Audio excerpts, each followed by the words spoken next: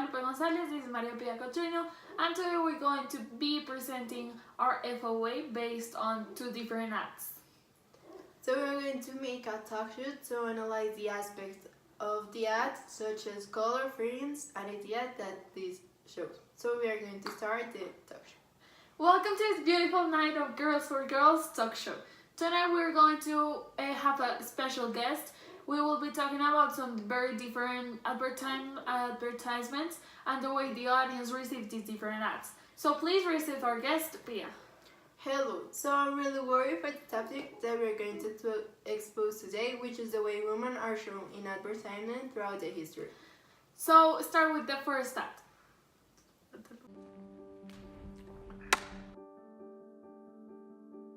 Hi, Erin. Hi. Okay, so I'm gonna just give you some actions to do. I just do the first thing that comes to mind. Show me what it looks like to run like a girl. My hair. Oh my God. Show me what it looks like to fight like a girl. Now throw like a girl. Aw. My name is Dakota, and I'm 10 years old. Show me what it looks like to run like a girl. Throw like a girl. Fight like a girl. What does it mean to you when I say run like a girl? It means run fast as you can. So do you think you just insulted your sister? No.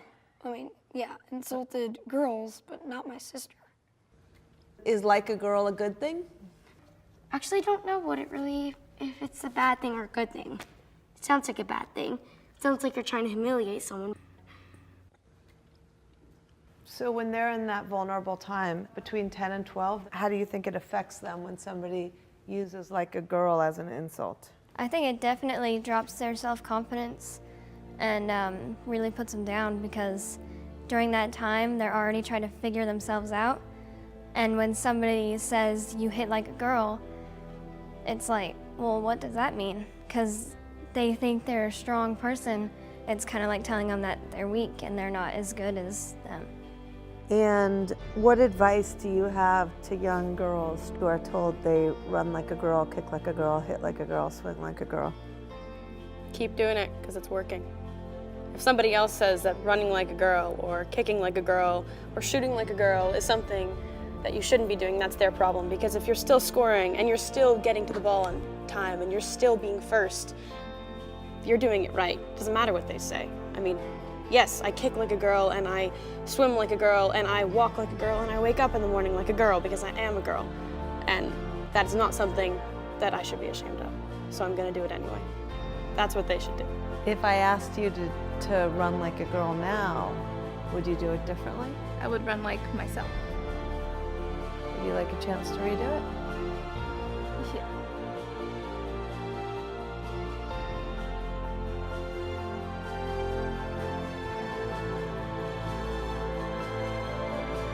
Why can't run like a girl also mean win the race?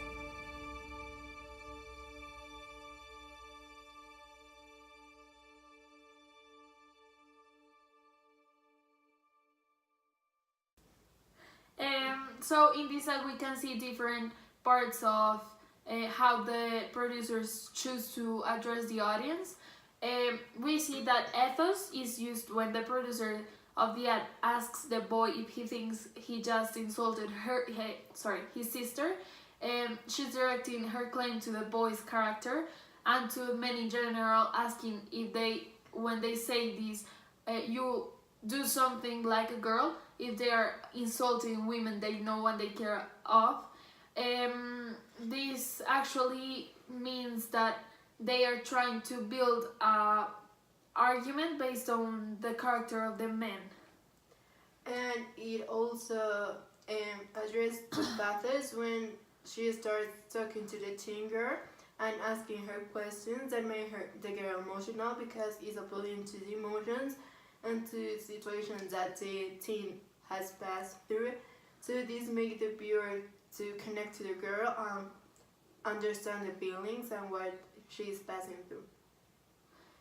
So by showing teenagers at the beginning of the ad, this wants to show how young women have even started to believe that doing something like a girl is an insult and is a bad thing.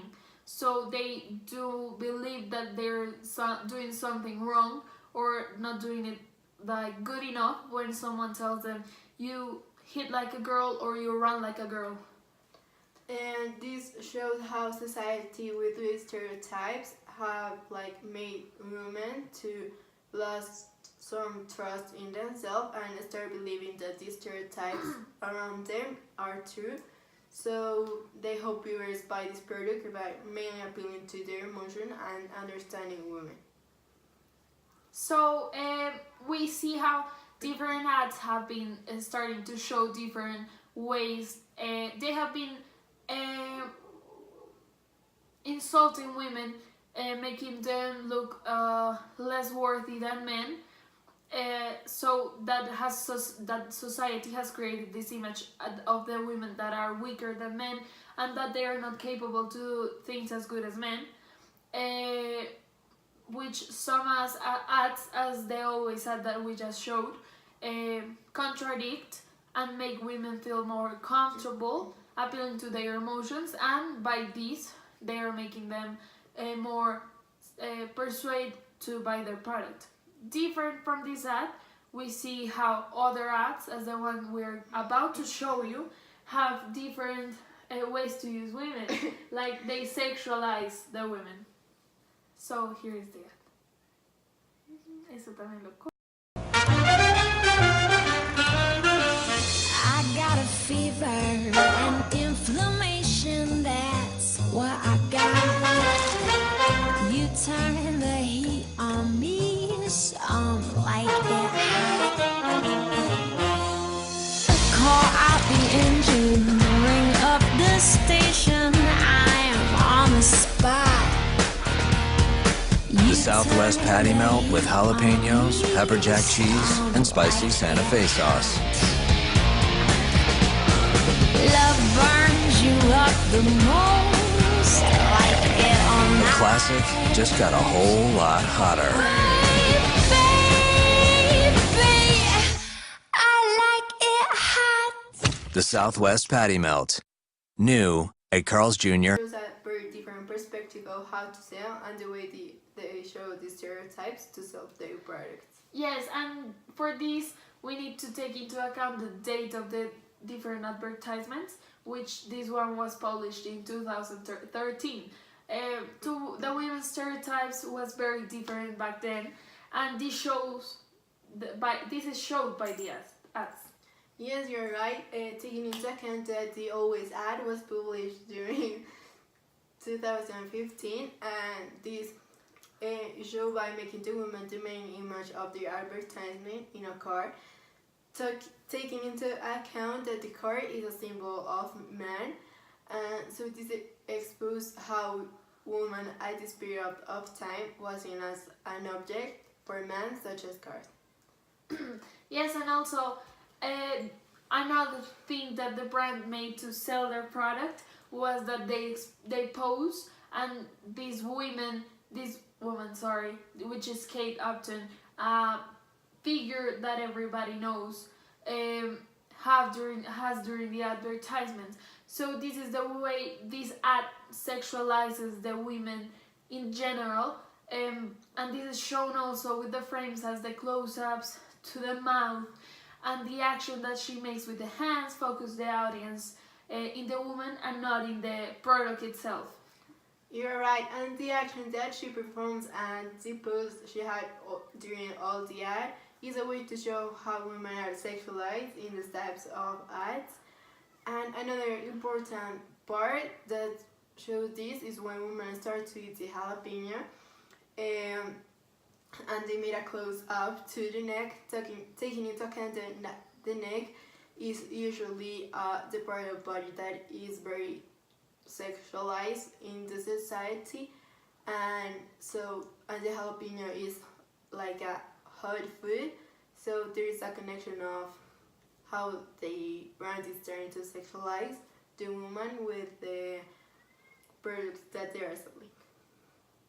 Yes, but another effect that this ad has, what that the ad wanted to create in general, was that the poses and the close up is the idea of eating the product that they're selling will make women hot and sexy as the woman they are showing. Different from the other close-ups, these ones to make women seem like if they eat this product and enjoy it as a woman in the ad, they are going to be as hot as the woman in the ad. So this also calls the men's attention to watch the ad. Yes, and this also made that for the women want to like catch the attention of boys, like it happens in the ad. But both of these objectives are achieved by the different use of symbols and colors used throughout the advertisement. A clear example is the use of black and red. The black is used in the little dress the woman is using during all the ad, and this color is a clear symbol of sophistication and is often associated with sexiness and seduction, as in the temptress in sexy black lingerie, creating an air of mystic and beauty. Another color that is very present during this ad is pink, of the sweater that the woman is using at the beginning, that represents compassion, nurturing, and love. It relates to unconditional love and understanding, and the giving and receiving of nurturing. Showing that at the beginning of the ad that women can be seen as more innocent, while when she takes off the sweater, she does it because she wants to be more sexual. Yes, you're right. And later on this ad, the woman starts to drink in a red cup. This is again one of the biggest sex symbols used during the ad.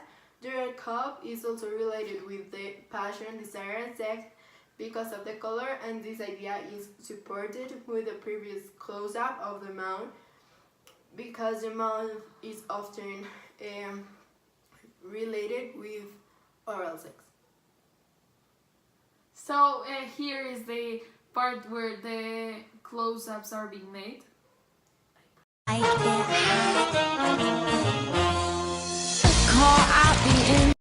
Okay, so different from these close-up techniques that they use in the ad, we can also see how at the end of the ad there is a couple. Yes, that is true, and is another way to show a different stereotype of women, because the way that the woman like turns the head of the man shows that even though that the man has like a girlfriend, it's always looking for women that is sexy. Yes, and as she said, this scene where they're sitting in the car and the man is turning around looking at the sexier woman makes also women look like jealous when she turns the head of the man, which is a very common stereotype that men use to classify women as very jealous. And this is also how they want to show that they are always looking for something better, connecting the sexy woman with their product and the man looking at it as if it was a real good desire that they had. Yes, and another important technique that is seen during this ad is like the repetition of new and like the new product that is a classic, like better. So this shows that it also the woman is like a classic, but it's better than the other woman, and the repetition of new throughout the ad makes that the audience like engage more in the ad and understand that this is a new product that is although it's classic, is a very different style of the others. This is right what Pia is saying, and we can see how normally new things are obviously better than the last ones, which makes the classic burger they're trying to promote better. And this also connects with the idea previously mentioned of the man with the girlfriend, and because he already has a girlfriend, but anyways he's trying to look for something innovative, something new, something different from what he has had for now. To conclude, this ad shows the point of view that this society has with women, and this brand, as most of the other brands, sexualize women to sell their products, or as in the Always ad shows, women are wrongly thought to be less capable and weaker than men. Both ads show that that we saw today show a different perspective about women fulfilling the same objective, that is selling their product. This is due to the difference between the dates that they were released in and the way both address the stereotype problem, which is that, as Maria Pia said, the Always ad is trying to show how society has a stereotype and a mind where only men are capable of doing certain things correctly, and very differently, but addressing the same stereotype of women. The Carl Jr.'s ad shows how different ads are trying to sexualize women, and actually they do, as we saw in that video, in order to draw people's attention into watching the product. Yes, and another important thing is that, like we already mentioned, the context where the advertisement was released is very important, because both of the brands use the stereotypes in a different way to catch the attention of the audience. In Always, they use it like saying that the stereotypes are wrong. So in 2015, this was still an idea that is very like growing, that the woman stereotypes needs to be like taken off. And the other ad is very different, use the stereotype that is present in that time and like use it to catch the attention of men. And also I think that a very important aspect of both ads is the techniques they use. As we can see in the Carl Jr.'s ad, they use the different shots of the camera and the close-ups, the zoom out of the picture, making like very, in some different times of the ad, emphasizing of different parts of the body, such as her chest or her mouth, which, as you said previously, this is very related to different types of sex or ways to have sex, which draws people's attention into watching this ad. While in the other ad, in the Always ad, we only see one shot, which is the front in the producing area, and this is very important because they don't emphasize in a specific part of the body, different from the Carl Jr.'s. And also we can see how the use of a very famous person such as Kate Upton makes people want to see the ad and makes people like want to buy the product because a famous person is doing it, while the Always ad is trying to connect with all the audience in general, because they're using different type of people, different skin color, different sex, different ages, which makes it more diversity in the ad. Yes, and another big difference between these two ads is that The Always ad uses like just one type of shot, so this makes like their audience understand that is like more casual and direct advertisement showing what they are trying to sell and the idea they're trying to sell, while the other ad just use more symbols such as color and poses that is not a very direct way of selling the idea. Yes, so we hope that the videos we show you help you understand different stereotypes that society has about girls and women in general. So this was for all in the Girls for Girls talk show. Thank you. So now we're going to make the reflective statement of our FOA. That is so the first question is No tienes que volver a repetir todo porque nos reímos. so as Maria Pia said, we're now going to do our reflective statement based on the performance of our FOA. So the first question is, what topics did you cover prior to doing the FOA oral activity, and which aspects do you find most interesting? so for the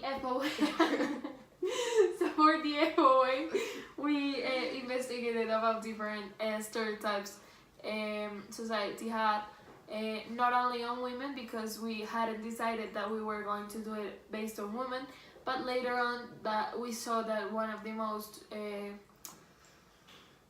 common stereotypes was women. So yes, and another important thing that we knew before starting the FOA was the advertisement technique, such as repetition, pathos, ethos, and the color. yes, I think we both found very interesting how how many different brands sexualize women into selling their products, because we know that men are very drawn to this type of advertisements which show women as sexy and hot. We also realized that the context where the ad comes from, it really affects the way this stereotype is shown. Yes, so the second question is, what was the main focus of your FOA and what did you set out to show? So, like we already mentioned, our main focus during the FOA, after we looked for many advertisements, was the stereotype of women, and we wanted to show how this stereotype has changed throughout like the periods of time. Yes, and also we wanted to portray the different stereotypes, like how society have many stereotypes on women, but how ads show women as different, like in different ways throughout the ads in order to perform the same objective, which is sell their product. So the third question is, what do you learn as a result of the activity? So I think we learned really how to sum up our ideas and like to connect all of them, because at the beginning we had many different ideas on how we were going to do the ad, the FOA, and how we were going to portray the ideas we wanted to show, and we really had to work to organize ourselves because we didn't have a clear mind of what we wanted to do, but we knew that we wanted to do what we wanted to do.